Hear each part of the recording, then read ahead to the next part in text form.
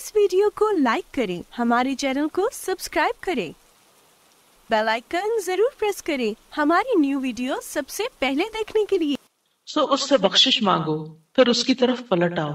यकीनन मेरा रब करीब है, कबूल करने वाला है। अगर हम चाहते हैं कि हमारी दुआएं कबूल हों, तो हमें उन चीजों को जो हमारे और दुआओं की कबूलियत के रास्ते में हायल हैं, यानी हमारी अपनी गलतियां, हमारी कोताहियां, हमारी खताएं, हमारे गुनाह, हमारी नाफरमानियां, इनको रास्ते से हटाना चाहिए, उनसे तौबा भी करनी चाहिए, उनको छोड़ देना चाहिए और उनकी बख्शिश के लिए अल्लाह ताला से दुआ भी करनी चाहिए। फस्तगफिरूहु सुम्मा तूबू इलैहि इन्न रब्बी करीबुम मुजीब। रब तो दूर नहीं, वो तो कबूल करेगा, लेकिन हम भी तो वो काम करें कि जिससे हमारी दुआएं कबूल हो जाएं। दुआओं की कबूलियत के बारे में हम पढ़ रहे थे कि कबूलियत बढ़ जाती है जब हम अल्लाह ताला के सामने अपनी हाजत पेश करने से पहले तस्बीह करते हैं, दुरूद पढ़ते हैं। जब हम दुरूद पढ़ लेते हैं तो फिर अल्लाह सुब्हानहू ताला हमसे राजी होता है। इरशाद बारी ताला है, इब्न मसूद कहते हैं, जब कोई आदमी अल्लाह से सवाल करने का इरादा करे तो पहले वो अल्लाह की ऐसी हम्दो सना बयान करे जो उसके लायक है, फिर नबी सल्लल्लाहु अलैहि वसल्लम पर दुरूद भेजे, इसके बाद दुआ करे। इस तरह करने से मुमकिन होगा कि वो कामयाब हो जाए, यानी अपनी मतलूबा चीज को पा ले, उसकी दुआ कबूल हो जाए। हजरत अली रजी अल्लाह अन्हु कहते हैं, हर दुआ रोक दी जाती है यहाँ तक कि मोहम्मद सल्लल्लाहु अलैहि वसल्लम पर दुरूद पढ़ा जाए। ये उनके एहसासात हैं और वो समझते हैं कि ये दुरूद ही दुआओं को आगे बढ़ाने वाला है। मुनावी कहते हैं, कुल्लु दुआइन महजूबुन, यानी हर दुआ से कबूलियत रोक दी जाती है यहाँ तक कि दुआ करने वाला नबी सल्लल्लाहु अलैहि वसल्लम पर दुरूद पढ़ता है, यानी दुआ अल्लाह की तरफ नहीं उठती यहाँ तक कि उसके साथ नबी सल्लल्लाहु अलैहि वसल्लम पर दुरूद को ना मिलाया जाए, क्योंकि दुरूद दुआ की कबूलियत का वसीला है। हमने दुआ की अहमियत और आदाब में पढ़ा था कि कुछ वसीले ऐसे हैं जो जायज हैं और कुछ वसीले ऐसे हैं जो दुरुस्त नहीं है। तो जायज वसीलों में से एक वसीला क्या है कि हम दुरूद पढ़ें ताकि हमारी दुआ आगे बढ़े। दुआ में दुरूद की वजह से अल्लाह सुब्हानहू ताला हमारी सारी जरूरियात के लिए काफी हो जाता है। सही तरगीब व तरहीब में आता है, एक शख्स ने अर्ज किया, अल्लाह के रसूल सल्लल्लाहु अलैहि वसल्लम, क्या मैं अपनी दुआ का तिहाई यानी 1/3 हिस्सा आप पर दुरूद पढ़ने के लिए मुकर्रर कर दूं? आपने फरमाया, हाँ अगर तुम चाहो तो। उसने कहा 2/3 2/3? आपने फरमाया, हाँ अगर तुम चाहो। उसने कहा, अगर मैं सारी दुआ दुरूद के लिए मुकर्रर कर दूं? तो रसूल अल्लाह सल्लल्लाहु अलैहि वसल्लम ने फरमाया, फिर तो अल्लाह तुम्हारी दुनिया और आखिरत के गम और फिक्र के लिए तुम्हें काफी हो जाएगा। इसका ये मतलब नहीं है कि हम फिर कोई दुआ मांगे ही ना। इसका मतलब ये है कि ज्यादा से ज्यादा दुरूद पढ़ें, यानी दुआएं तो हम मखसूस वक्त में पढ़ते हैं या फिर जब जब कोई जरूरत पेश आती है, लेकिन दुरूद हम हर वक्त पढ़ सकते हैं। यानी हमारी रोजाना की जो रूटीन है, चलते फिरते उठते बैठते, क्योंकि कुछ लोगों ने इसके साथ भी बड़ी पाबंदियां आयद की हुई हैं कि बगैर वुजू के दुरूद ना पढ़ा जाए, सर पे दुपट्टे के बगैर दुरूद ना पढ़ा जाए, रास्ते में कहीं दुरूद ना पढ़े। ऐसा कुछ नहीं है। दुआ हो, जिक्र हो, दुरूद हो, वुजू के साथ, वुजू के बगैर, रास्ते में सोते जागते उठते बैठते हर जगह पढ़ सकते हैं। सिर्फ ये है कि नमाज जो है वो वुजू के बगैर नहीं होती, वो पूरी तरह सतर ढांके बगैर नहीं होती।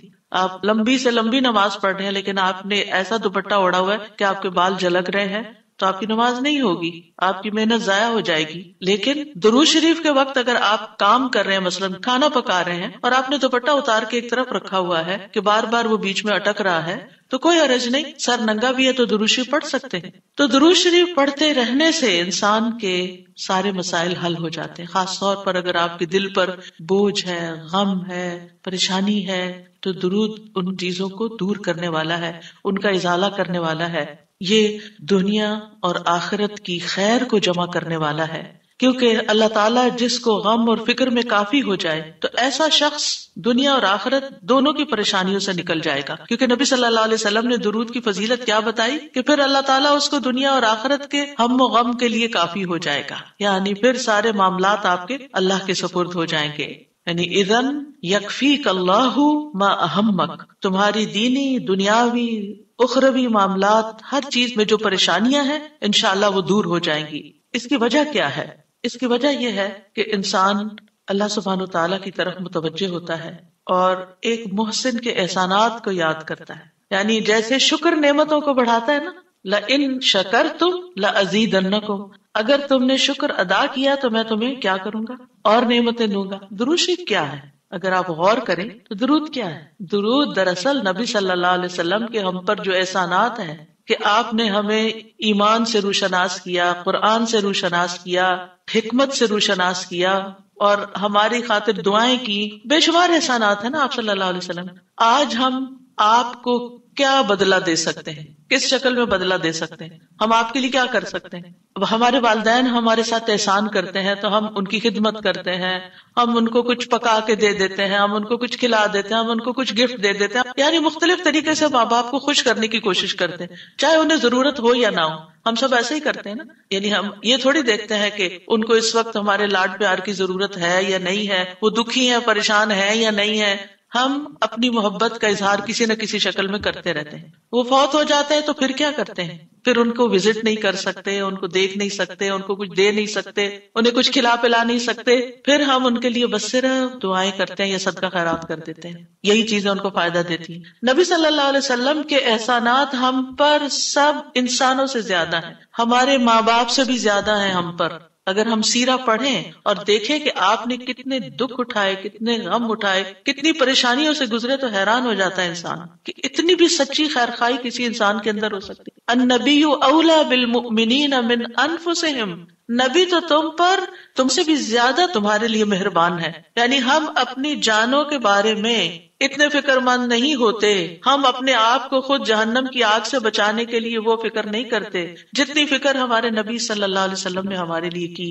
تو ان کے احسانات کا بدلہ کیسے دیں گے ہم ان کے لیے کیا کریں گے؟ ہم ان کے لیے درود پڑھیں گے۔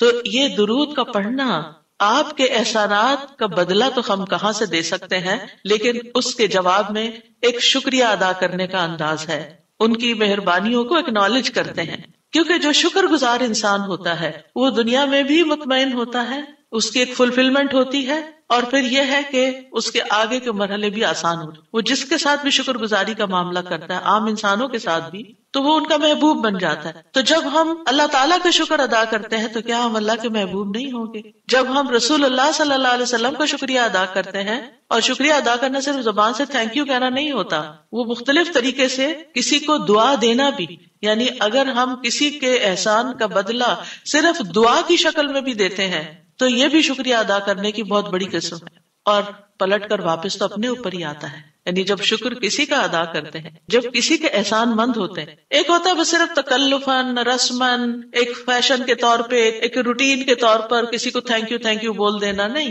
دل سے جینوئنلی دوسرے کا شکر گزار ہونا، یہ اس کے دل میں آپ کی محبت بڑھاتا ہے۔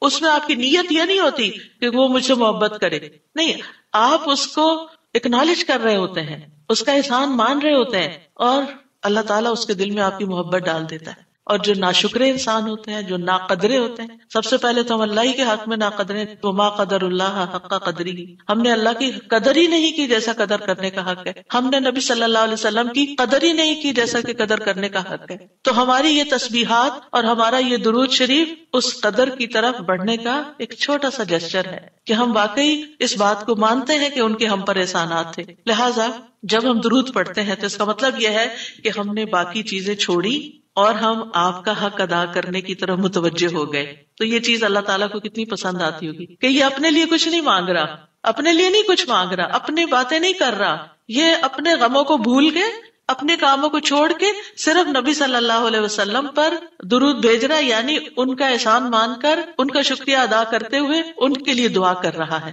نبی صلی اللہ علیہ وسلم اللہ تعالیٰ کے محبوب ہیں، سب سے بہترین بندے ہیں، سب سے بہترین نبی ہیں، اللہ تعالیٰ ان سے محبت کرتا ہے۔ اللہ تعالیٰ فرماتے ہیں قل ان کنتم تحبون اللہ فاتبعونی یحببکم اللہ، کہہ دیجیے اگر تم اللہ سے محبت کرتے ہو میری اتباع کرو، اللہ تم سے محبت کرے گا۔ تو نبی صلی اللہ علیہ وسلم کی اتباع ہو، آپ کی سنتوں پر عمل کرنا ہو، آپ پر درود پڑھنا ہو، یہ سب کس میں اضافہ کرتا ہے؟ اللہ کی محبت بندے کو ملتی ہے۔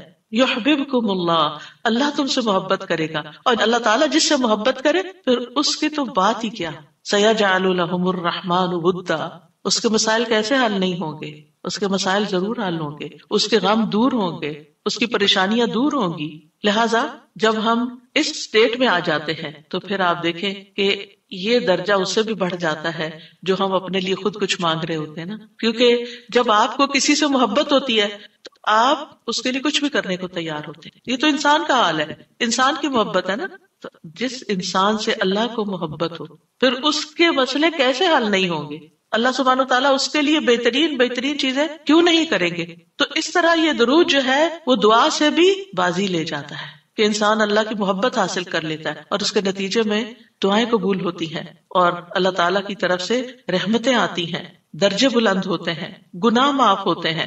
لیکن اس کا یہ مطلب ہرگز نہیں کہ آپ باقی دعائیں نہ مانگیں، کیونکہ خود نبی صلی اللہ علیہ وسلم نے ساری دعائیں مانگی ہیں. یہ جو ہم آپ کو جتنی بھی دعائیں سکھا رہے ہیں یہ مسنون دعائیں ہیں، ان کو دعا سمجھ کے پڑھیں اور اس کو ریپیٹڈلی پڑھیں، کیونکہ دعا میں تکرار بھی ضروری ہے. ہم آداب میں پڑھ چکے ہیں، اصرار ضروری ہے، تکرار ضروری ہے، افتقار ضروری ہے. تو اپنی محتاجی، اپنی عاجزی، اپنی ہمبلنس کو ظاہر کرتے ہوئے اللہ تعالیٰ سے مانگتے رہیں. تو درود جو ہے اس کے بارے میں جو قرآن مجید میں آتا ہے، آیت دوبارہ سنتے ہیں. بے شک اللہ اور اس کے فرشتے نبی پر رحمت بھیجتے ہیں. اے لوگو جو ایمان لائے ہو تم بھی ان پر درود بھیجو اور خوب خوب سلام بھی بھیجتے رہا کرو. ان اللہ وملائکتہ یصلون علی النبی، اللہ سبحانہ وتعالی خود اور اس کے فرشتے نبی صلی اللہ علیہ وسلم پر درود بھیجتے ہیں. اللہ سبحانہ وتعالی درود بھیجتے ہیں، اس کا کیا مطلب ہے؟ یعنی اللہ سبحانہ وتعالی ملائے اعلیٰ میں، آسمانوں کی بلند مجلس میں اپنے بندے، اپنے نبی محمد صلی اللہ علیہ وسلم کی تعریف کرتے ہیں، ان کے بلند مرتبے اور ان کی بلند شان کی خبر دیتے ہیں. اللہ تعالیٰ ان کی خود تعریف کرتے ہیں، ثنا کرتے ہیں، آپ پر رحمتیں اور برکتیں نازل کرتے ہیں.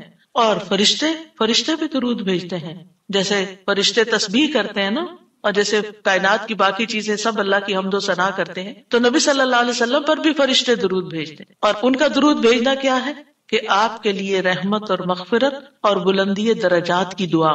یعنی ایک تو فرشتے ایمان والوں کے لیے دعا کرتے ہیں، دوسرا یہ کہ فرشتے نبی صلی اللہ علیہ وسلم کے لیے خاص دعائیں کرتے ہیں. تو اگر اللہ تعالیٰ ان پہ درود بھیجتا ہے، ان پہ رحمتیں نازل کرتا ہے، فرشتے درود بھیجتے ہیں، تو پھر اہل ایمان کو کیا کرنا چاہیے؟ پہلے اللہ تعالیٰ اور فرشتوں کی بات کی گئی تاکہ ہمارے اندر بھی شوق پیدا ہو کہ ہم بھی درود بھیجیں. یا ایھا الذین آمنوا صلوا علیہ وسلموا تسلیما، اے ایمان والو تم بھی آپ پر خوب خوب درود اور سلام بھیجو، صلاۃ و سلام بھیجو. یعنی پہلے آسمان والوں کی خبر دی گئی کہ فرشتے ایسا کر رہے ہیں، پھر زمین والوں کو حکم دیا جا رہا ہے کہ تم بھی ایسا کرو. قرطبی کہتے ہیں اس آیت کے ذریعے اللہ نے اپنے رسول کو آپ کی زندگی میں، یعنی رسول اللہ صلی اللہ علیہ وسلم کی زندگی میں اور آپ کی وفات کے بعد آپ کو شرف و مرتبہ بخشا ہے، اور آپ کے مقام اور مرتبے کو بیان کیا ہے کہ آپ کا کیا مقام ہے، تاکہ ہم ایمان والے اس مقام کو سمجھیں. تو دوسرے لفظوں میں آپ صلی اللہ علیہ وسلم کے لیے اوپر کے جہان اور نیچے کے جہان میں تعریفیں ہوتی ہیں. یعنی ہم بھی آپ کی تعریف کرتے ہیں اور فرشتے بھی آپ کی تعریف کرتے ہیں، ہم بھی آپ کے لیے دعائیں کرتے ہیں، فرشتے بھی آپ کے لیے دعائیں کرتے ہیں. اور اللہ سبحانہ وتعالی ملائے اعلیٰ میں مقرب فرشتوں کے پاس اپنے نبی کی تعریف کرتے ہیں. آپ دیکھیں کہ دنیا میں طرح طرح کی مجالس ہوتی ہیں نا، کچھ مجالس بڑی خاص ہوتی ہیں، خاص لوگ صرف انوائٹڈ ہوتے ہیں، ہر کوئی نہیں وہاں جا سکتا. آسمانوں میں بھی خاص مجالس، اللہ سبحانہ وتعالیٰ کے جو خاص مقرب فرشتے ہیں جنہیں وہ حکم دیا گیا تھا کہ آدم کو سجدہ کرو، جن کے سامنے اللہ تعالیٰ نے یہ بات رکھی تھی کہ میں آدم کو پیدا کرنے جا رہا ہوں. یہ گیدرنگ جو ہے اس کو ملائے اعلیٰ کہتے ہیں. ملا کہتے ہیں سرداروں کو اور اعلیٰ کہتے ہیں بلند سردار. تو یہ ایلیٹ کلاس ہے فرشتوں کی کہ جس کے سامنے اللہ سبحانہ وتعالیٰ نے حضرت آدم کی پیدائش کی بات کی تھی اور پھر اس کے بعد سجدے کا حکم دیا گیا تھا. تو مقرب فرشتوں کے درمیان یا ان کے پاس اللہ سبحانہ وتعالیٰ نبی صلی اللہ علیہ وسلم کی تعریف کرتے ہیں. ذرا سوچئے، امیجن کیجئے فرشتوں کی مجلس. ویسے تو کوئی فرشتہ اللہ کی نافرمانی نہیں کرتا، ہر فرشتہ اطاعت گزار ہے، ہر فرشتہ اللہ کی بات مانتا. یفعلون ما یؤمرون، لپکتے ہیں، دوڑتے ہیں، بھاگتے ہیں، تیز بھاگتے ہیں ایک دوسرے سے. فالسابقات سبقا، ایک دوسرے سے سبقت لے جاتے ہیں اللہ کا حکم ماننے میں. یعنی فرشتوں کا یہ حال ہے. لیکن ان کی کیٹیگریز ہیں. سورۃ فاطر کے شروع میں کیا آتا ہے؟ جاعل الملائکۃ رسلا اولی اجنحۃ مثنی وثلاث ورباع ویزید فی الخلق ما یشاء، 2 پروں والے فرشتے بھی ہیں، 3 والے بھی ہیں، 4 والے بھی ہیں، اور پھر اللہ جتنی چاہتا ہے بڑھا دیتا ہے. جبریل علیہ السلام کے تو 600 پر ہیں. سوچئے کیا کیفیت ہوگی ان کی. اور پھر جو حاملین عرش فرشتے ہیں ان کے کندھے سے لے کے یہاں کان کی لو تک 700 سال کا فاصلہ ہے. اتنا عرصہ کوئی سفر کرتا رہے. اب آپ خود سوچیں کہ اتنے بڑے فرشتے ہیں وہ، ان کے سامنے اللہ سبحانہ وتعالی محمد صلی اللہ علیہ وسلم کی تعریف فرماتے ہیں. آپ کے مقام کا اندازہ کریں. کیا ہم نے قدر کی اپنے نبی کی؟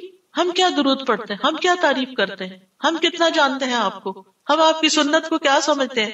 حدیث، یہ تو حدیث ہے، یہ قرآن تو نہیں ہے. استغفر اللہ. آپ نے دین کے مختلف چیزوں میں فرق کر دیا جس کو خود رسول اللہ صلی اللہ علیہ وسلم دے کر گئے تھے. آپ کس راہ پہ چل پڑے. تو آپ سوچئے کہ اللہ کے رسول صلی اللہ علیہ وسلم کی تعریف وہاں ہو رہی. راہ گزرتا بھی کوئی ہماری تعریف کر دے نا تو ہم ایسے بھول جاتے ہیں کہ بڑی چیز ہو گئے، ہم پتہ نہیں کیا بن گئے ہیں. اس کو بھی بہت کچھ سمجھتے ہیں. کبھی فیس بک پہ لگاتے ہیں یہ فلاں نے ہماری تعریف کی ہے، کبھی کچھ کرتے ہیں، کبھی کچھ کرتے ہیں. تعریف.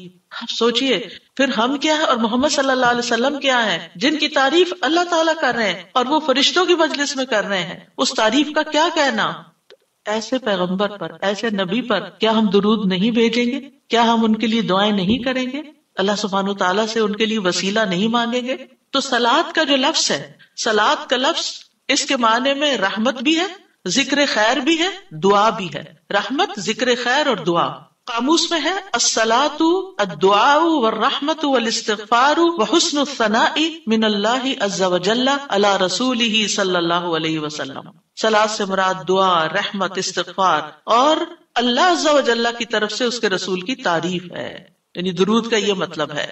یعنی اللہ تعالیٰ کی طرف سے صلاۃ بھیجنے کا مطلب کیا ہے کہ اللہ تعالیٰ آپ سے راضی ہیں اور آپ پر رحمت نازل کرتے ہیں. ٹھیک ہے، یعنی اللہ تعالیٰ آپ پر درود بھیجتے یعنی آپ پر رحمت نازل کرتے ہیں اور آپ سے راضی ہیں.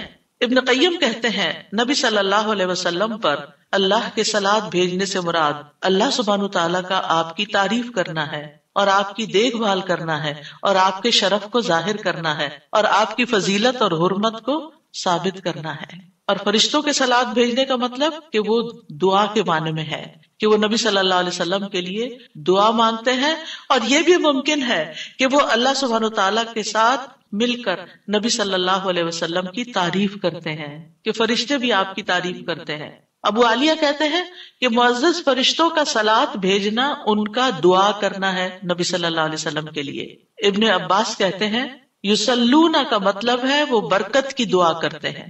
یہ سارے معنی میں اختلاف نہیں ہے، یہ مختلف طریقے سے صلاۃ کے لفظ کو واضح کیا گیا. کیونکہ عام طور پر ہمیں لفظ درود کا بھی مطلب کوئی نہیں آتا ہوتا. یعنی کہ اگر کسی سے پوچھے درود کیا ہوتا ہے، کچھ پتا نہیں، بس ہوتا ہے درود. تو عربی میں درود نہیں کہتے، یہ فارسی کا لفظ ہے. عربی میں صلاۃ کہتے ہیں اور صلاۃ میں یہ سارے معنی آ جاتے ہیں جو میں عرض کر رہی ہوں. اور امت کو کیا حکم ہے کہ وہ آپ کے لیے دعا بھی کریں اور آپ کے حکم کی تعظیم بھی کریں. آپ کے حکم کو جو نبی صلی اللہ علیہ وسلم کا حکم ہے اس کو سب کے حکم پر فوقیت دیں، اس کو بڑا سمجھیں. ایک طرف ماں باپ کا حکم، ایک طرف رسول اللہ صلی اللہ علیہ وسلم کا حکم. اگرچہ اللہ سبحانہ تعالیٰ نے ہمیں ماں باپ کے ساتھ احسان کا حکم دیا ہے، ان کی بات ماننے کے لیے بھی کہا ہے، لیکن ان کے مقابلے میں اگر رسول اللہ صلی اللہ علیہ وسلم آ جاتے ہیں تو پھر ہمیں رسول اللہ صلی اللہ علیہ وسلم کی بات کو فوقیت دینی ہے، ترجیح دینی ہے، اہمیت دینی ہے. کیونکہ وہ شخص مومن ہی نہیں ہو سکتا جس کو نبی صلی اللہ علیہ وسلم اس کے والدین، اولاد اور سب انسانوں سے زیادہ محبوب نہ ہو جائیں. یہ ایمان کا کرائیٹیریا ہے. سارے انسانوں، چاہے کوئی کتنے بڑے بڑے اسکالرز ہوں، سائنٹسٹ ہوں، ریسرچرز ہوں، چاند پہ جانے والے لوگ ہوں، جو مرضی ہوں، جہاں رسول اللہ صلی اللہ علیہ وسلم کی بات آ گئی یہ بات سچی ہے. صدق اللہ و رسولہ، اللہ اور اس کے رسول نے سچ کہا ہے. صحیح اوتھینٹک حدیث سامنے آ گئی ہے، ایسا ہی کرنا چاہیے. ریسرچز کہتی ہیں شہد نہ کھایا جائے کیونکہ اس میں بہت سویٹنس ہے. نہیں، قرآن کہتا ہے کہ شہد میں شفا ہے. نبی صلی اللہ علیہ وسلم نے تجربہ کروایا تھا ایک شخص کو، وہ شہد سے پہلے بیمار ہوا تھا اور پھر اسی سے ہی وہ ٹھیک ہوا تھا جس کا پیٹ خراب ہوا تھا. ہمارا یقین ہے اگر شہد خالص ہے، شہد شہد ہے، کچھ اور نہیں، تو پھر اسی میں ہی شفا ہے. یہ ہو نہیں سکتا کہ جو بات قرآن کہہ دے اور جو بات نبی صلی اللہ علیہ وسلم کہہ دے پھر اس میں کوئی شک باقی رہے. کوئی شک نہیں. ہمیں اس شک کو دل سے نکالنا ہے دو چیزیں ایمان میں خلل ڈالتی ہیں، شبہات اینڈ شہوات، کیونکہ جب ہمارے اندر ڈاؤٹس آ جاتے ہیں نا کسی چیز کے بارے میں تو پھر ہمارا یقین اٹھ جاتا ہے، پھر ہمارا عمل کمزور ہو جاتا ہے. اور اسی طرح جب ہماری خواہشات آگے آ جاتی ہیں تو پھر ہم لیزی ہو جاتے ہیں، ہم اپنی مرضی پسند کے محبوب کام کرنے لگتے ہیں اور دوسرے کاموں کو پیچھے کر دیتے ہیں، چاہے وہ ہمارے لیے زیادہ فائدے کی کیوں نہ ہو. ابن قیم کہتے ہیں ہمارا آپ پر صلات بھیجنا یہ ہے کہ ہم اللہ تعالیٰ سے مطالبہ کرتے ہیں، ہم اللہ تعالیٰ سے دعا کرتے ہیں، اللہم، کہ اے اللہ ہمارے نبی کی اور بھی زیادہ تعریف کریں اور آپ کی فضیلت اور شرف کو ظاہر کریں اور آپ کی تکریم اور اپنی قربت کا آپ ان کے لیے اظہار کریں. یعنی اے اللہ تعالیٰ آپ ان کو اور زیادہ محبوب بنا لیں اور زیادہ ان کو عزت دیں اور زیادہ ان کے درجے بلند کریں. اور یہ سچے دل سے تو دعا اسی کی ہوگی نا جو نبی صلی اللہ علیہ وسلم سے محبت کرتا ہوگا اور آپ کی اہمیت کو جانتا ہوگا. ان لوگوں کا درود کیا درود ہوگا جو نبی صلی اللہ علیہ وسلم کو وہ عزت اور مقام دیتے ہی نہیں جو واقعی ان کا ہے. کیونکہ جب تک کسی سے محبت نہ ہو تو اس کے لیے اس درجے کی دعا بھی نہیں ہو سکتی. چاہے دن میں کوئی 10 دفعہ آپ سے کہنے میرے لیے دعا کرو، آپ کریں گے، لیکن اس پیار سے وہ دعا نہیں نکلے گی جس پیار سے وہ دعا نکلے گی جس سے آپ کے لیے محبت. وہ نہ بھی کہے تو آپ اس کے لیے دعائیں کرتے رہتے ہیں. اور پھر یہاں پر اس آیت میں صرف صلات کی بات نہیں بلکہ کیا فرمایا، وَسَلِّمُوا تَسْلِيمًا، سلموا، آپ کو سلام کا تحفہ بھی دیں. صرف صلات نہیں بلکہ سلام بھی کریں. تسلیم کا کیا مطلب ہے کہ آپ پر خیر و برکات نازل ہوں، آپ پر اللہ کی رحمتیں اور سلامتیاں ہوں اور آپ ہر طرح کی تکالیف اور آفتوں سے محفوظ رہیں، ہر طرح کے نقائص سے پاک رہیں. جب ہم کہتے ہیں نا اللہم سلم علی محمد، درود ویسے تو یوں پورا پڑھ کر اللہم صلی وسلم علی نبینا محمد، تو اس کا مطلب کیا ہے کہ یا اللہ محمد صلی اللہ علیہ وسلم کے لیے آپ کی دعوت میں، یعنی آپ نے جو دعوت دی لوگوں کو اسلام کی طرف، آپ کی امت میں اور آپ کے ذکر خیر میں ہر طرح کی سلامتی لکھ دے، ہر طرح کے نقص سے سلامتی ہو جائے. اور اس طرح امت آپ کے لیے جتنی دعائیں کرتی جا رہی ہے، یعنی جب سے نبی صلی اللہ علیہ وسلم کے بارے میں یہ آیت اتری اور جب سے صحابہ کرام اور پھر تابعین، تبع تابعین اور امت کے باقی لوگ ان ساری صدیوں میں آپ کے لیے یہ دعا کر رہے ہیں، ان ساری دعاؤں کے اس درود کے نتیجے میں آپ کا مقام بلند ہوتا جا رہا ہے، ہوتا جا رہا ہے، ہوتا جا رہا ہے. آپ سوچئے کہ اللہ سبحانہ وتعالیٰ کتنا قدردان ہے. نبی صلی اللہ علیہ وسلم نے اپنی نبوت کی مختصر زندگی میں جو محنت کی سو کی، لیکن اس کا انعام اور صلہ کتنی خوبصورت شکل میں اللہ تعالیٰ دے رہا ہے کہ دنیا میں آپ کا نام بلند کر رہا ہے اور آپ کو بلندی عطا کر رہا ہے اور آپ کے لیے سب سے دعائیں کرنے کو کہہ رہا ہے. یعنی درود کیا ہے؟ نبی صلی اللہ علیہ وسلم کے لیے دعا، اور وہ دعائیں اللہ تعالیٰ قبول بھی کرتے جا رہے اور اس کے نتیجے میں نبی صلی اللہ علیہ وسلم کے درجات بلند ہوتے چلے جا رہے ہیں. تو سوچئے جو سنت کی پیروی کرے گا، جو آپ کے مشن کو آگے لے کے بڑھے گا، جو اخلاص کے ساتھ اس رستے کو اپنائے گا، جو یہی کام کرے گا جو محمد صلی اللہ علیہ وسلم نے کیے، جو آپ کا پیروکار ہوگا، جو آپ کی سنت کا متبع ہوگا، جو آپ کے اس مشن یعنی دین کی تبلیغ کے کام کو آگے لے کر بڑھے گا، کیا اللہ تعالیٰ اس کو ایسے ہی چھوڑ دیں گے؟ کیا اللہ سبحانہ تعالیٰ اس کی قدر نہیں کریں گے؟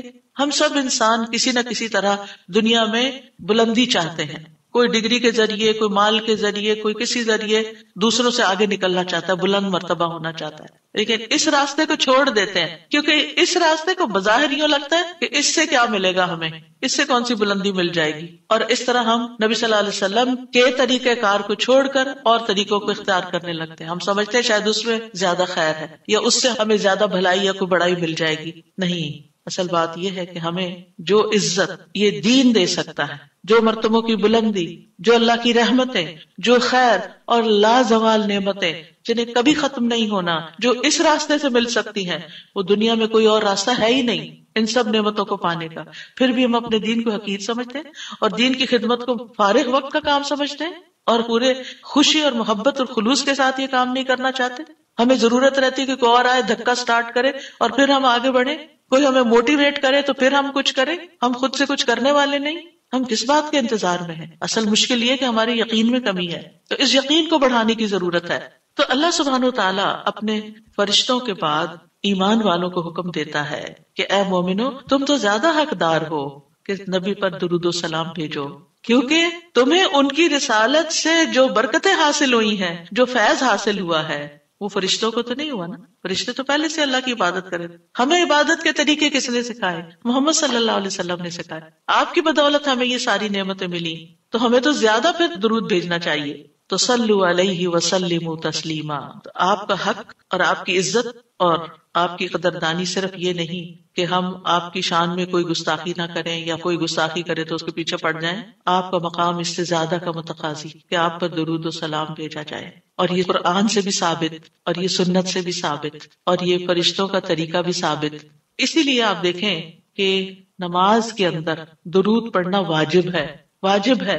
اگر آپ نے اتحیات پڑھ کے سلام پھیر دیا، درود نہیں پڑھا، تو آپ کی نماز ناقص ہے.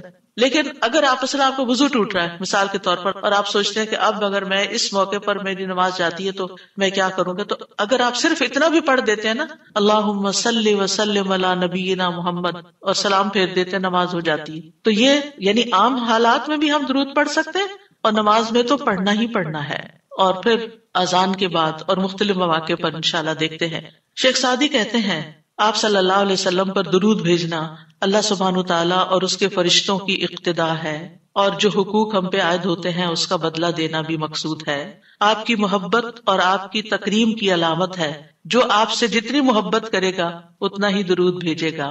پھر یہ اجر و ثواب کے حصول کا ذریعہ بھی ہے. سبحان اللہ. یعنی جب کوئی انسان شکر گزار ہوتا ہے، قدردان ہوتا ہے، تو اللہ تعالیٰ اس کی کیسی قدردانی کرتے ہیں. درود ہم آپ پر پڑھتے ہیں، ثواب ہمیں مل رہا ہوتا ہے. کوئی احسان نہیں ہے کسی پر، آپ کو بھی ساتھ ہی فائدہ ہو گیا. اور پھر یہ ایمان کی علامت ہے، کیونکہ جو آپ سے محبت نہیں کرتا اس کا ایمان مکمل نہیں. اور پھر آپ کی توقیر جس کا حکم اللہ تعالیٰ نے دیا اس کی علامت بھی ہے. لِتُؤْمِنُوا بِاللَّهِ وَرَسُولِهِ وَتُعَزِّرُوهُ وَتُوَقِّرُوهُ وَتُسَبِّحُوهُ بُكْرَةً وَأَصِيلًا، تاکہ تم اللہ اور اس کے رسول پر ایمان لاؤ اور اس کی مدد کرو اور اس کی تعظیم کرو اور دن کے شروع اور آخر میں تسبیح کرو. نبی صلی اللہ علیہ وسلم کے امت پر جو احسانات ہیں ان کا تھوڑا سا ذکر کرنا اس لیے ضروری ہے تاکہ یاد تازہ ہو جائے کہ آپ کے ذریعے میں کیا کیا فیض ملا. سب سے بڑی بات یہ کہ وہ ہمارے بارے میں بڑے رحیم و شفیق تھے. لَقَدْ جَاءَكُمْ رَسُولٌ مِّنْ أَنفُسِكُمْ عَزِيزٌ عَلَيْهِ مَا عَنِتُّمْ حَرِيصٌ عَلَيْكُمْ بِالْمُؤْمِنِينَ رَءُوفٌ رَحِيمٌ. لوگوں تمہارے پاس تمہیں میں سے ایک رسول آیا ہے، اگر تمہیں کوئی تکلیف پہنچے تو اسے گراں گزرتی، اس کو تکلیف ہوتی ہے. کیا ہمارے اندر بھی دوسروں کے لیے ایسے احساسات ہیں کہ کسی کو تکلیف پہنچے تو ہمیں تکلیف ہو جائے؟ نبی صلی اللہ علیہ وسلم کو ایمان والوں کی تکلیف سے تکلیف پہنچتی تھی. وہ تمہاری فلاح کا حریص ہے. ہم ہیں لوگوں کی فلاح کے حریص کہ ان کو ہدایت ہو جائے، یہ دین کی طرف آ جائے. مومنوں پر نہایت مہربان اور رحم کرنے والا ہے. یہ ہیں ہمارے رسول جن کی گواہی اللہ تعالیٰ نے دی کہ ان کے اندر کے جذبات لوگوں کے لیے کیا ہے اور ان کا مشن کیا اور وہ چاہتے کیا ہے آپ کے لیے، اور وہ کتنے شفیق اور مہربان ہے. یعنی ایک دائی کی بنیادی صفت ہونی چاہیے کہ وہ دوسروں سے محبت کرنے والا ہو، دوسروں کی خیر کرنے والا ہو. ہم بعض اوقات دین کا کام کرتے ہوئے اتنے پروفیشنل ہو جاتے ہیں کہ ہماری ٹون بھی بڑی اسپارٹ ہو جاتی ہے اور ہمارا انداز بھی بڑا تحکمانہ ہو جاتا ہے. ہم سمجھتے ہیں کہ ہم صحیح معنی میں خدمت کر رہے ہیں. نہیں، کہیں ایسا نہ ہو کہ اس کی وجہ سے لوگ دین سے ہی دور ہو جائیں. نبی صلی اللہ علیہ وسلم کا یہ طریقہ نہیں تھا. اللہ کی قسم ہم جتنے سنت کے زیادہ قریب ہوں گے اتنے ہی زیادہ ہم دین کو فائدہ پہنچانے والے ہوں گے، اور جتنے سنتوں سے دور ہو جائیں گے اور آپ کے طریقے سے دور ہو جائیں گے آپ سے بھی اتنے ہی دور ہو جائیں گے اور دین کو بھی اتنا ہی نقصان پھر دیں گے. نبی صلی اللہ علیہ وسلم مومنوں پر ان کی جانوں سے بھی زیادہ قریب ہیں. النبی اولی بالمؤمنین من انفسہم وازواجہ امہاتہم. یہ نبی مومنوں پر ان کی جانوں سے زیادہ حق رکھنے والا ہے اور اس کی بیویاں ان کی مائیں ہیں. نبی صلی اللہ علیہ وسلم نے فرمایا دنیا میں کوئی مومن ایسا نہیں جس سے میرا دنیا اور آخرت میں سب سے زیادہ قریب کا رشتہ نہ ہو. اگر چاہتے ہو تو یہ آیت پڑھ لو. یعنی صرف اس دور کے لوگوں کے لیے نہیں تھے آپ قریب، بلکہ ہمارے لیے بھی ہیں. فرمایا یہ آیت پڑھ لو، النبی اولی بالمؤمنین من انفسہم. نبی مومنوں پر ان کی جانوں سے بھی زیادہ قریب ہیں. لہٰذا جو کوئی مومن مر جائے اور مال چھوڑ جائے تو وہ اس کے خاندان کو ملے گا، اس کے وہ وارث ہوں گے. اور جو قرض یا عیال چھوڑ جائے وہ میرے پاس آئے، میں اس کا بندوبست کروں گا. آج کوئی حکمران، کوئی لیڈر ایسا ہے جو یہ کہے کہ تمہارا کوئی فوت ہو جائے، جو وہ چھوڑے وہ سب تمہارا، لیکن اگر کوئی تمہاری ضرورت ہے تو میرے پاس آ جاؤ؟ ایسی خیرخواہی محمد صلی اللہ علیہ وسلم کے اندر تھی اپنے ساتھیوں کے لیے. آپ امت کے لیے روتے تھے. نبی صلی اللہ علیہ وسلم نے ابراہیم علیہ السلام کے بارے میں یہ آیت پڑھی، رب انہن اضللن کثیرا من الناس فمن تبعنی فانہ منی. کہ اے میرے رب ان بتوں نے بہت سے لوگوں کو گمراہ کر دیا ہے، تو جو میری پیروی کرے وہ مجھ سے ہوگا. اور یہ آیت جس میں عیسیٰ علیہ السلام کہتے ہیں ان تعذبہم فانہم عبادک وان تغفر لہم فانک انت العزیز الحکیم. اے اللہ اگر تو انہیں عذاب دے یعنی جو میرے پیروکار ہیں تو تیرے بندے ہیں دے دے، اور اگر تو بخش دے تو بے شک تو عزیز الحکیم ہے۔ نبی صلی اللہ علیہ وسلم نے کیا فرمایا؟ ابراہیم علیہ السلام نے کہا بس وہ میرے ہیں جو میری پیروی کرے۔ عیسی علیہ السلام نے کہا تیرے بندے ہیں، تو چاہے تو سزا دے دے۔ نبی صلی اللہ علیہ وسلم کو دیکھیے، پھر آپ نے یہ دو آیتیں پڑھ کے اپنے ہاتھ اٹھائے اور فرمایا اے اللہ میری امت میری امت، امتی امتی، اور آپ رونے لگ گئے۔ یہ آپ کے دل میں امت کے لیے پیار تھا، امت کے دل میں محمد صلی اللہ علیہ وسلم کے لیے کیا محبت ہے۔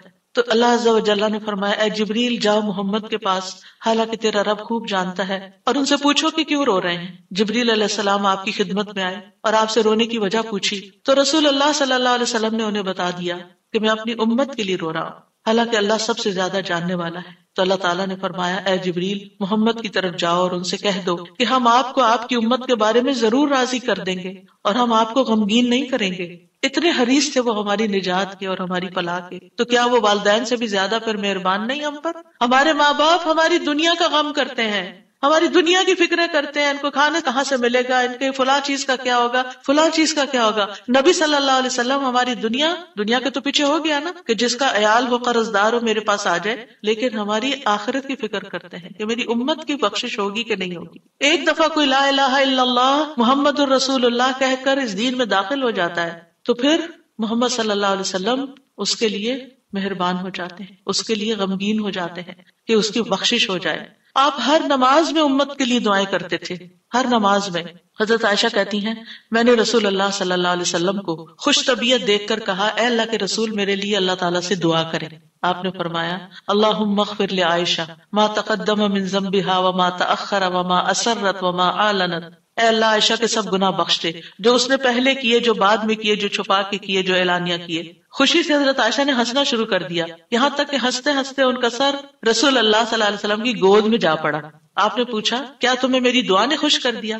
انہوں نے کہا بھلا مجھے کیا ہے کہ آپ کی دعا خوش نہ کرے، آپ کی دعا سے ہی خوش ہوئی ہوں۔ آپ نے فرمایا اللہ کی قسم میں ہر نماز میں اپنی امت کے لیے یہ دعا کرتا ہوں۔ یہ احسانات ہیں آپ کے ہم پر، اور آپ نے اپنی مقبول ترین دعا جو تھی اپنی امت کے لیے محفوظ کر لی۔ نبی صلی اللہ علیہ وسلم نے فرمایا مجھ سے کہا گیا آپ مانگیں، کیونکہ ہر نبی نے مانگا ہے، ہر نبی کو ایک مقبول دعا دی گئی ہے کہ جو اللہ تعالیٰ ضرور قبول کرے گا، لیکن میں نے اپنا سوال قیامت کے دن کے لیے مؤخر کر دیا، ڈیلے کر دیا، وہاں جا کے مانگوں اور وہ تمہارے لیے ہوگا، اور لا الہ الا اللہ کی گواہی دینے والے ہر شخص کے لیے ہوگا۔ ہمیں اگر اللہ تعالیٰ کی طرف سے یہ پیغام آئے کہ کوئی ایک دعا مانگ لو وہ ضرور قبول ہوگی، تو ہم تو جھٹ سے اپنے لیے کوئی دنیا کی دعا مانگ لیں گے جو جلد ختم بھی ہو جانے والی۔ اس سے آپ کی حکمت کا اندازہ لگائیں اور ہمارے لیے آپ کی محبت کا اندازہ کریں۔ آپ کی وجہ سے امت کو شفاعت ملے گی۔ نبی صلی اللہ علیہ وسلم نے فرمایا مجھے 5 چیزیں ایسی دی گئیں جو مجھ سے پہلے کسی کو نہیں دی گئی، ان میں سے ایک مجھے شفاعت عطا کی گئی، یعنی نبی صلی اللہ علیہ وسلم کو شفاعت کا حق دیا گیا۔ نبی صلی اللہ علیہ وسلم امت کی شفاعت کی خاطر تمام رات فکر مند رہے۔ ابو ذر کہتے ہیں ایک مرتبہ رسول اللہ صلی اللہ علیہ وسلم نے نماز شروع کی اور ساری رات صبح تک ایک ہی آیت رکوع اور سجود میں پڑھتے رہے کہ اے اللہ اگر تو انہیں عذاب میں مبتلا کر دے تو یہ تیرے بندے ہیں، اور اگر تو انہیں معاف کر دے تو بڑا غالب حکمت والا ہے۔ جب صبح ہوئی تو میں نے عرض کیا یا رسول اللہ آپ ساری رات صبح تک رکوع اور سجود میں ایک ہی آیت پڑھتے رہے۔ آپ دیکھیے کہ وہ جو سوال اکثر آتا ہے نا کہ سجدے میں قرآنی دعا پڑھ سکتے ہیں یا نہیں، اس کا یہ جواب ہے، ٹھیک ہے، کہ قرآنی آیت جو دعا کی شکل میں ہو وہ پڑھ سکتے ہیں۔ آپ صلی اللہ علیہ وسلم نے فرمایا میں اپنے رب سے اپنی امت کے لیے سفارش کا حق مانگ رہا تھا، یہ دعا کر کے امت کے لیے سفارش کا حق مانگ رہا تھا جو اللہ نے مجھے عطا کر دیا، اور انشاءاللہ یہ ہر اس شخص کو نصیب ہوگی جو اللہ کے ساتھ کسی کو شریک نہیں ٹھہراتا، شرک نہیں کرتا۔ ابن عباس کہتے ہیں رسول اللہ صلی اللہ علیہ وسلم نے فرمایا اللہ نے میرے لیے میری امت کی غلطی اور بھول چوک اور جس پر ان کو مجبور کر دیا جائے اس سے درگزر فرمایا ہے، اور یہ بھی آپ کا ایک احسان ہے ہم پر۔ نبی صلی اللہ علیہ وسلم نے اپنی امت کو مشقت میں نہیں ڈالا، بس وہ کام سکھائے جو وہ کر سکتے تھے آسانی سے۔ آپ صلی اللہ علیہ وسلم نے فرمایا اگر میری امت پر مشقت نہ ہوتی تو میں انہیں ہر نماز کے وقت وضو کرنے کا حکم دیتا، یعنی چاہے وضو ہوتا پھر بھی دوبارہ حکم دیتا، لیکن اگر وضو ہے تو دوبارہ نہ بھی کرو، یہ آسانی دی آپ نے۔ آپ اپنی امتیوں کو آگ سے بچانے کی شدید حرص رکھتے تھے، نبی صلی اللہ علیہ وسلم نے ایک مرتبہ فرمایا، میری مثال اور لوگوں کی مثال اس شخص کی طرح ہے جس نے آگ روشن کی، جب اس کے چاروں طرف روشنی پھیل گئی تو پروانے اور کیڑے مکوڑے جو آگ پہ گرتے ہیں اس میں گرنے لگے۔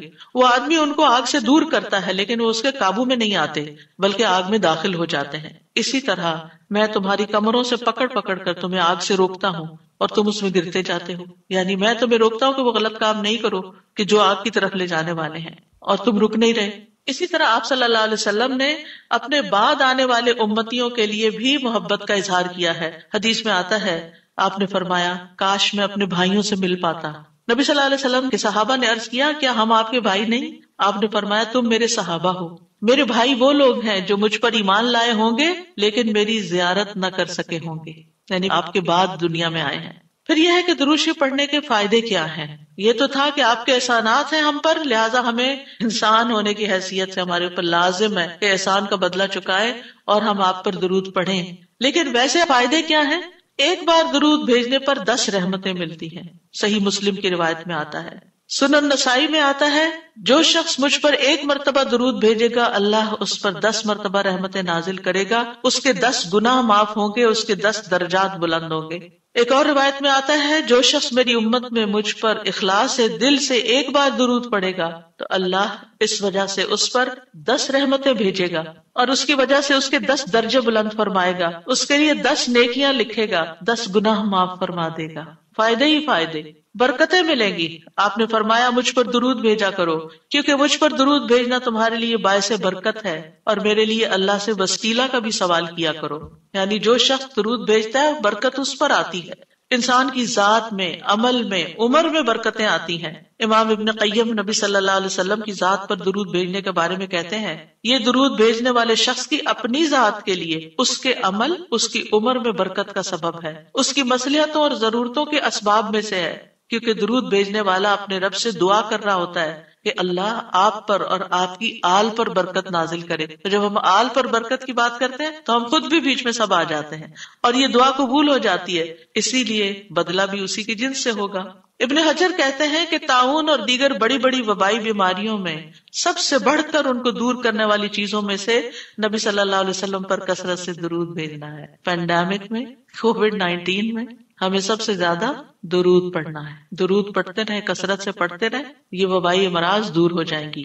ابن الجوزی کہتے ہیں، جب اللہ اپنے بندے کے ساتھ خیر کا ارادہ کرتا ہے تو وہ اسے محمد صلی اللہ علیہ وسلم پر درود بھیجنے کی توفیق دے دیتا ہے، کیونکہ پھر خیر اسی پر واپس آنی ہے نا، تب توفیق ہو گئی تو خیر و برکت کے دروازے کھل گئے۔ ایک فرشتے کے ذریعے آپ تک درود پہنچایا بھی جاتا ہے۔ رسول اللہ صلی اللہ علیہ وسلم نے فرمایا، جو شخص 1 بار مجھ پر درود بھیجے گا اللہ اس پر 10 رحمتیں نازل کرے گا، اس پر ایک فرشتہ مقرر ہے، یعنی اس کام پر جو وہ مجھ تک پہنچاتا رہتا ہے۔ ہر جگہ سے درود پہنچا دیا جاتا ہے، یعنی ضروری نہیں کہ روزے کے پاس جا کے ہی آپ درود پڑھیں، اور اگر روزے پہ جانا نصیب نہیں ہو تو بعض لوگ بہت اپسیٹ ہو جاتے ہیں کہ ہم مدینہ گئے ہیں روزے پہ نہیں جا سکے۔ کوئی بات ہے، ہم مدینہ میں تو ہے نا، شکر کریں۔ ہم شکر کرنا بھول جاتے ہیں اور ہم وہ چیز جو نہیں ملی ساری اپنی ایفرٹ انرجی ادھر لگا دیتے ہیں اور اپنا وقت ضائع کر دیتے ہیں۔ کیونکہ میں یہ بات اس لیے کر رہی ہوں کہ رمضان میں بھی بہت سے لوگ عمرے پہ جائیں گے اور آپ کو لیٹسٹ ریسٹرکشنز کا پتہ ہے کہ جب تک روزے کی بکنگ نہ ملے آپ وہاں نہیں جا سکتے۔ اب بعض لوگ اس پہ پریشان ہو کے بیٹھ جاتے ہیں، تو پریشان نہ ہو آپ۔ اس وقت اگر دل میں تنگی تکلیف آئے تو کہ یا اللہ قیامت کے دن مجھے اتنا دور نہ کرنا آپ سے، آج یہاں پہنچ کے بھی میں دور ہوں، قریب نہیں جا پا رہی، تو کہیں ایسا نہ ہو کہ قیامت کے دن دور ہو جاؤں۔ یہ سبق سیکھنے کی یہ بات، یعنی اچھے برے حالات تھے، لوگ ایک عمرے میں کئی دفعہ جا رہے ہوتے تھے لیکن اب پہنچ کر بھی نہیں پہنچ پاتے۔ تو نعمتیں تو کبھی بھی جا سکتی ہیں انسان سے، جب نعمت جائے نا، محرومی ہو تو یہ سوچے کہ اللہ آخرت میں محروم نہ کرنا، دنیا میں ایک چیز لے لیے وہاں نہ لینا، کیونکہ وہ محرومی اصل محرومی ہے۔ تو ایسے میں آپ دیکھیں کہ اگر آپ 20 میٹر دور بیٹھ کے بھی درود شریف پڑھ رہے ہیں نا، مدینہ کے اندر پڑھ رہے ہیں، مکہ میں پڑھ رہے ہیں، کینیڈا میں پڑھ رہے ہیں، یہاں سے بھی آپ کو درود پہنچا دیا جاتا ہے۔ اللہ تعالیٰ کے ایسے لشکر ہیں، ایسے فرشتے ہیں، سیکنڈز میں آپ کی بات کہاں سے کہاں چلی جاتی ہے۔ کیا یہ امیزنگ نہیں؟ اللہ تعالیٰ عرش پر ہوتے ہوئے جس کی بلندیوں کا ہم اندازہ بھی نہیں کر سکتے، یہاں ہماری باتیں سن رہے ہیں۔ اللہ تعالیٰ کے لیے کوئی چیز مشکل نہیں، وہ السمیع البصیر ہے۔ رسول اللہ صلی اللہ علیہ وسلم نے فرمایا، تم کہیں بھی ہو مجھ پر درود بھیجو کیونکہ تمہارا درود مجھ تک پہنچ جاتا ہے۔ پھر یہ کہ نبی صلی اللہ علیہ وسلم کی سفارش کے مستحق ہو جاتے ہیں وہ، جو آپ پر درود بھیجتے ہیں. آپ نے فرمایا جو میرے اوپر درود بھیجتا ہے یا میرے لیے وسیلہ مانگتا ہے قیامت کے دن اس کے لیے میری شفاعت ثابت ہو جائے گی. یہ وسیلہ وہ خاص مقام ہے ایک جنت میں جو صرف ایک شخص کو ملے گا، اور وہ آپ صلی اللہ علیہ وسلم کے لیے ہم مانگتے ہیں کہ وہ سب سے اعلیٰ ترین مقام ہمارے نبی محمد صلی اللہ علیہ وسلم کو ملے. درود نہ پڑھنے والا بخیل ہے. آپ نے فرمایا جس کے سامنے میرا ذکر ہو اور وہ مجھ پر درود نہ بھیجے وہ بخیل ہے. درود نہ پڑھنے والے کے لیے دوری اور رسوائی ہے. مالک بن حویرث کہتے ہیں رسول اللہ صلی اللہ علیہ وسلم ممبر پر چڑھے، جب پہلی سیڑھی پر چڑھے تو فرمایا آمین، پھر دوسری پر چڑھے تو فرمایا آمین، پھر تیسری پر چڑھے تو فرمایا آمین، پھر فرمایا میرے پاس جبریل آئے اور فرمایا اے محمد جس نے رمضان کا مہینہ پایا پھر اس کی بخشش نہ ہو سکی تو اللہ اس کو اپنی رحمت سے دور کر دے. میں نے کہا آمین. جبریل نے بد دعا کی. پھر فرمایا جس نے اپنے دونوں والدین میں سے ایک کو یا دونوں کو پایا اور آگ میں داخل ہو گیا، یعنی ان کی خدمت نہیں کی، ان کو راضی نہیں کیا، اللہ اس کو اپنی رحمت سے دور کرے. میں نے کہا آمین. دعا جبریل مانگ رہے ہیں اور آمین محمد صلی اللہ علیہ وسلم کہہ رہے ہیں. فرمایا جس کے سامنے آپ کا ذکر آیا اور اس نے آپ پر درود نہیں پڑھا اللہ اس کو اپنی رحمت سے دور کر دے. کہیے آمین. میں نے کہا آمین. ایک اور روایت میں آتا ہے وہ شخص رسوا ہوا جس کے سامنے آپ کا ذکر آیا اور اس نے آپ پر درود نہیں پڑھا.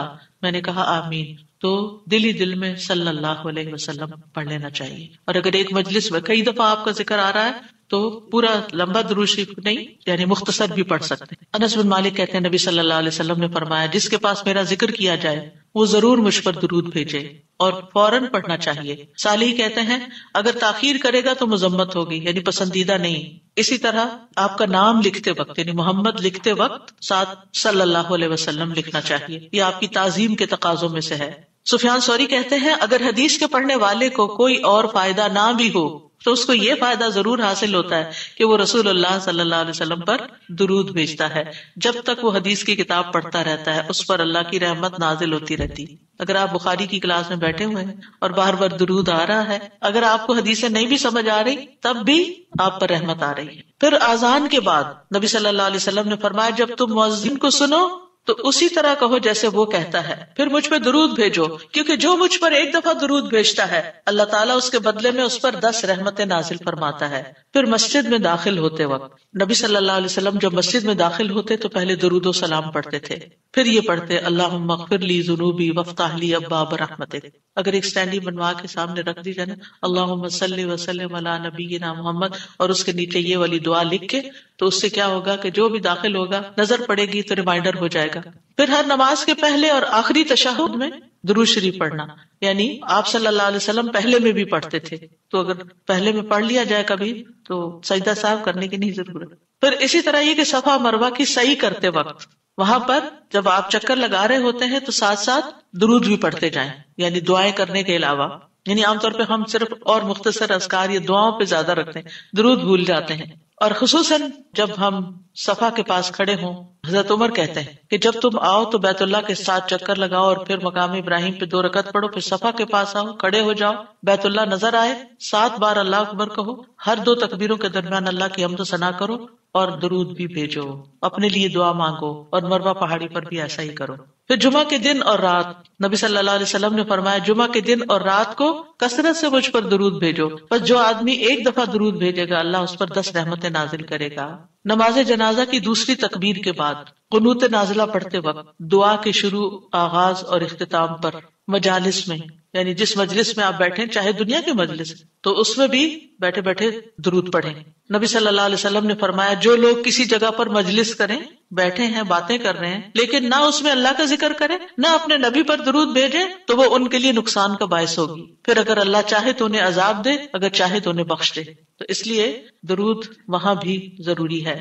اور ایک اور روایت میں آتا ہے کہ قیامت کے دن ایسی مجلس ان کے لیے حسرت کا باعث ہوگی، اگرچہ وہ اپنے اجر و ثواب کی بنا پہ جنت میں داخل بھی ہو جائیں لیکن انہیں اس مجلس پہ حسرت ہوگا ہم وہاں بیٹھے تھے اور ہم نے ایک دفعہ بھی درود نہیں پڑھا. نبی صلی اللہ علیہ وسلم کے علاوہ دیگر انبیاء پر بھی درود پڑھا جا سکتا ہے. آپ نے فرمایا اللہ کے نبیوں اور رسولوں پر درود بھیجو، اس لیے کہ اللہ نے انہیں بھی میری طرح مبعوث کیا تھا. اور بعض احادیث سے یہ پتا چلتا ہے کہ جب آپ نبیوں کا تذکرہ کرتے تو ان کے ساتھ صلی اللہ علیہ وسلم کہتے تھے. اسی لیے آپ نے دیکھا کہ فقہ القلوب کی کتاب کے اندر دیگر انبیاء موسیٰ صلی اللہ علیہ وسلم لکھا ہوتا ہے. ہم حیران ہوتے ہیں کہ یہ کیوں، تو یہ بھی سنت سے ثابت ہے کیونکہ نبی صلی اللہ علیہ وسلم نے جب انبیاء کا ذکر کیا، اذهبوا الى ابراہیم صلی اللہ علیہ وسلم ویاتون موسیٰ صلی اللہ علیہ وسلم اذهبوا الى عیسیٰ صلی اللہ علیہ وسلم، یعنی آپ جب یہ حدیث بیان کر رہے تھے تو نبیوں کے نام کے ساتھ یہ پڑھ رہے تھے۔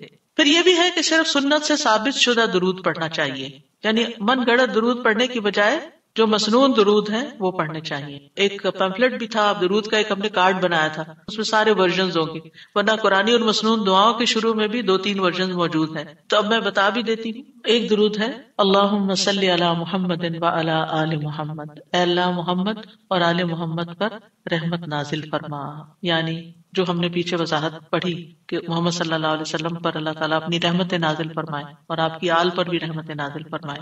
دوسرا ہے اللہم صلی علی محمد النبی الامی وعلی آل محمد، یہ بھی آپ پڑھ سکتے ہیں، مختلف اوقات میں مختلف پڑھ لیں۔ پھر نماز میں اللہم صلی علی محمد وعلی آل محمد کما صلیت علی ابراہیم وعلی آل ابراہیم انک حمید مجید، اللہم بارک علی محمد وعلی آل محمد کما بارکت علی ابراہیم وعلی آل ابراہیم انک حمید مجید۔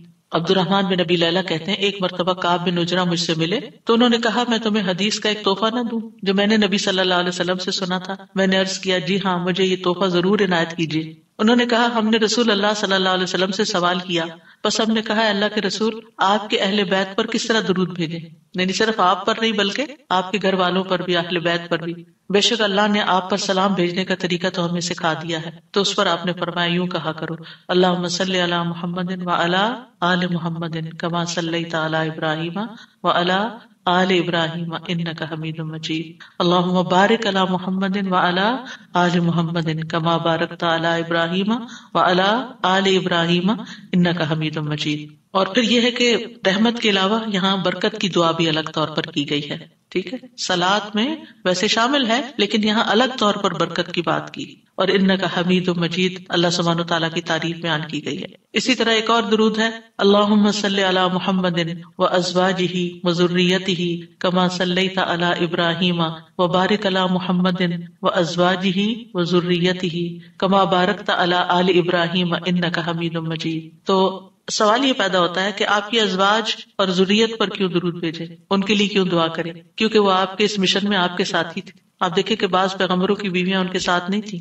لیکن حضرت ابراہیم کے حضرت ہاجرہ کا کردار آپ سب کو معلوم ہے، کتنی قربانیاں کی انہوں نے، کہ کس طرح اللہ کے حکم کے اوپر ابراہیم علیہ السلام نے جب ان کو ایک صحرا میں چھوڑا تو انہوں نے کوئی شکایت ہی نہیں کی، اسے ایکسپٹ کر لیا، خوشی خوشی ایکسپٹ کیا۔